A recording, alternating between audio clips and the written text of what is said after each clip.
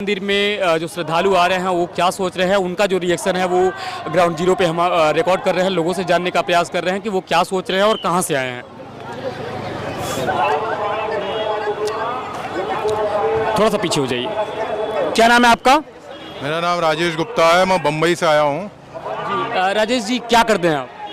क्या करते हैं आप? मैं बम्बई में, हमारा व्यवसाय है। पहली बार आए हैं अयोध्या या? हम यहाँ पे लगातार आते रहते हैं रामनवमी के अवसर पर। रामनवमी के उत्सव पे लगातार आप आते हैं? हाँ। इस बार आप भगवान का दर्शन करने के बाद पूरा जो मंदिर का स्ट्रक्चर बन गया उसको देखने के बाद कैसा लग रहा है और देश के लोगों को क्या कहना चाहेंगे रामनवमी में आप अयोध्या से? इस बार राम जी का दर्शन करके काफ़ी प्रफुल्लित महसूस कर रहा हूँ और इस पहली बार मुझे भगवान राम के तिलक दर्शन हुए हैं, सूर्य तिलक दर्शन हुए हैं और काफ़ी मन रोमांचित हुआ पड़ा है और ऐसा लग रहा है कि पूरा जग यहाँ पर राममय हुआ है। एक बात बताइए कि कहते हैं कि रामनवमी में आज का जो दिन है वो विशेष दिन है और वेदों के अनुसार जो है पूरे संसार के जो तीर्थ होते हैं सनातन धर्म के वो सारे यहीं आ जाते हैं, अयोध्या आ जाते हैं जी। तो उसका साक्षी बन रहे हैं और लाखों लोगों के बीच में करीब 25 लाख लोगों के यहाँ आने की संभावना है।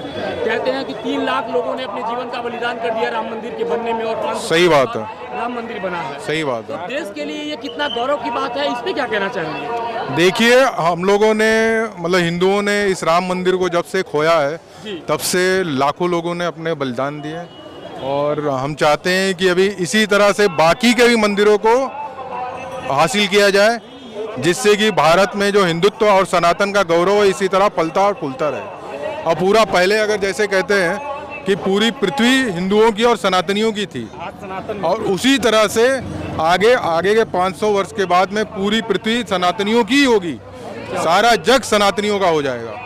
ये गुप्ता जी हैं, बम्बई से आए हैं और इनका मानना है कि पूरा जो पृथ्वी है वो सनातनियों की थी और वो होनी भी चाहिए, ऐसा मानना है। तो ये महाराष्ट्र से हैं और भी बहुत सारे लोग हैं। बिल्कुल मुख्य मार्ग पे जो जगत गुरु श्री रामानंदाचार्य द्वार है जहाँ से जो पूरे देश से आने वाले जो श्रद्धालु है वो मंदिर में प्रवेश करते हैं और ये मुख्य दृश्य है अयोध्या में रामनवमी का। रामनवमी पे बहुत सारी तस्वीरें हम आपको लगातार 2-3 दिनों से दिखा रहे हैं और सभी लोगों से बातचीत कर रहे हैं कि क्या उनके मन में उल्लास है, क्या वो सोचते हैं और देश के अलग अलग कोने से आने वाले जो श्रद्धालु हैं वो उनके मन में किस प्रकार का उद्गार है अपने आराध्य भगवान श्री रामचंद्र के लिए। क्या नाम है आपका? मेरा नाम है एडवोकेट ज्ञानेश्वर बोराडे, मैं महाराष्ट्र नासिक से आया हूँ। यहाँ आके बहुत अच्छा लगा है, बहुत सब अच्छा मंदिर बना है, लेकिन वो जो प्रयागराज में जो बना है थोड़ा सुविधा कम है। हाँ, इधर का अयोध्या का जो बना है बहुत अच्छा मंदिर बना है। मोदी जी को धन्यवाद। वकील साहब ने प्रश्न सुना भी नहीं, जो अपने मन के उद्गार थे, जो अपने मन के भाव थे वो देश के सामने रख दिया है और भी लोग हैं, उन लोगों से हम बातचीत करने का प्रयास करते हैं। क्या नाम है आपका? जी प्रकाश बोड़के, एडवोकेट प्रकाश बोड़के, नासिक, महाराष्ट्र है जी। एक बात बताइए कि भगवान ने पंचवटी नासिक में जाकर के शूर्पणखा का जो नाक कान है वो काटा था और पूरे देश में भगवान ने धर्म की स्थापना के लिए भ्रमण किया। जो दुष्ट थे उनको सजा देने के लिए, दंड देने के लिए वो देश की यात्रा किए। सब बहुत सारी बातें हैं, बहुत सारे विचार हैं भगवान के बारे में, लेकिन अंत में जब राम मंदिर बन गया है, आप अयोध्या में आए हुए हैं, देश के लोगों को क्या संदेश देना चाहेंगे? देशवासियों को ये कहना चाहूँगा, हर किसी को यहाँ आके राम जी के दर्शन करने चाहिए। यहाँ आने के बाद ही आपको पता चलेगा कि भगवान राम का ये जो कार्य है वो यहाँ आके ही सफल होता है। आपका दर्शन यहाँ आके ही पूरा होगा। उन्होंने जो लंका तक जो उन्होंने ये किया है, लंका दहन तक जो किया है कार्य, वो कार्य यहाँ आके सफल हुआ है। बाद में वो अंततः यहाँ आए, वह दशहरे के दिन, वहाँ से ये दिवाली के दिन यहाँ पहुँचे थे। तो वह यात्रा राम जी की यहाँ आके ही खत्म हुई है, तो हमारी भी यात्रा यहाँ आके ही खत्म होती है। इसलिए हर किसी को यहाँ आना ही चाहिए और भगवान राम जी के दर्शन करने चाहिए। तो ये बोरके साहब हैं, उनका ये मानना है। हम ये मानते हैं और बताने का प्रयास करते हैं कि भगवान राम बन के अयोध्या से निकले थे और मर्यादा पुरुषोत्तम बन करके वापस फिर अयोध्या में आए हैं। धर्म की स्थापना के लिए भगवान बार बार अवतरित होते हैं, साधु के लिए, गौ के लिए, संतों के लिए, और धर्म की स्थापना के लिए ईश्वर का अवतार होता है धरती पे। और ये बहुत सारे लोग साक्षी बन रहे हैं आज रामनवमी में अयोध्या पे मेन मार्ग पे, अभी मुख्य द्वार के सामने आप खड़े हैं। बहुत सारे लोग हैं, बहुत सारी बातें हैं, उन लोगों से हम बातचीत कर रहे हैं और देश के लोग जो है वो सत्याग्रह के माध्यम से जानने आप लोग जुड़ करके जान पा रहे हैं कि अयोध्या में आने वाले लोगों के मन में क्या चल रहा है, क्या भाव है उनके। थोड़ा सा पीछे हो जाइए। हेलो, नमस्ते। मैं एडवोकेट नितिन दात्रक नासिक महाराष्ट्र से हूँ। राम जी का जन्म यहाँ पे हुआ था। उनका जो भी कोई राज्य कारोबार था वो अयोध्या में ही था, लेकिन उसके बाद जो वनवास था वो हमारे नासिक में पंचवटी में हुआ था। और वो पंचवटी नासिक में वो जो पुण्य काल है, अगले 2027 से कुंभ मेला चल रहा। तो इस माध्यम से मैं आपको बताना चाहता हूँ कि कुंभ मेले के लिए नासिक में आ जाओ। और हाँ,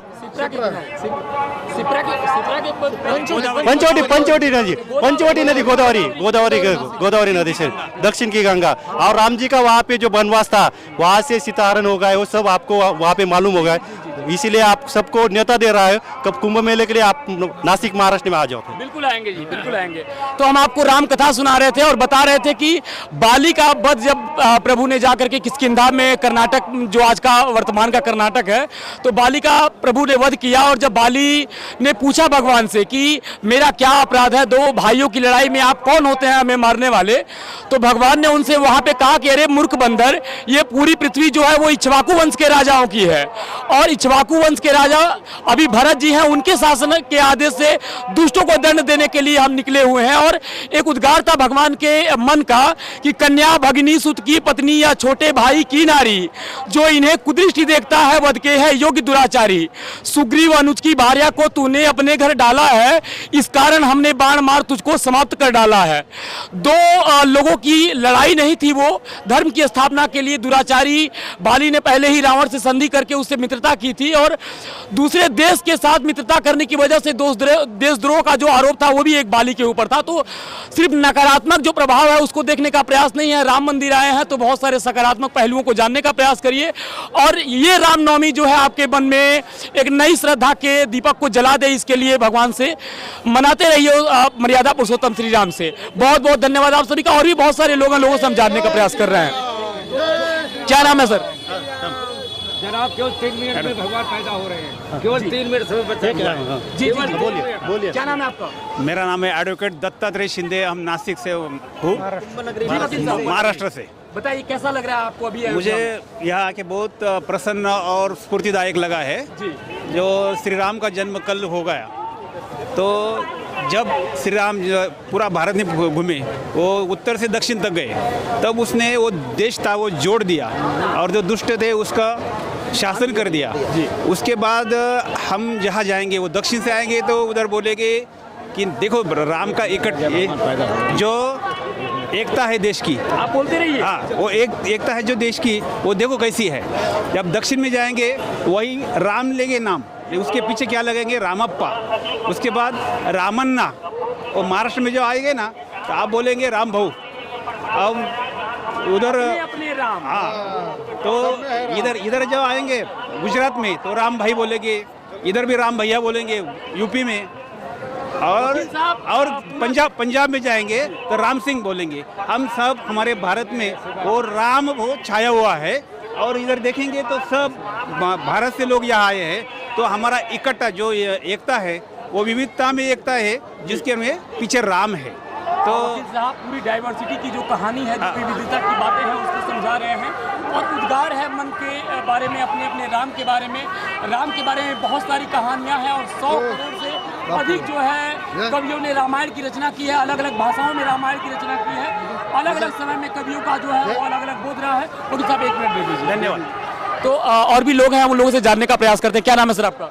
मोरेश्वर सोनोने, कुंभ नगरी नासिक से हो हम लोग। यहाँ आके बहुत प्रसन्न हुआ है हमको।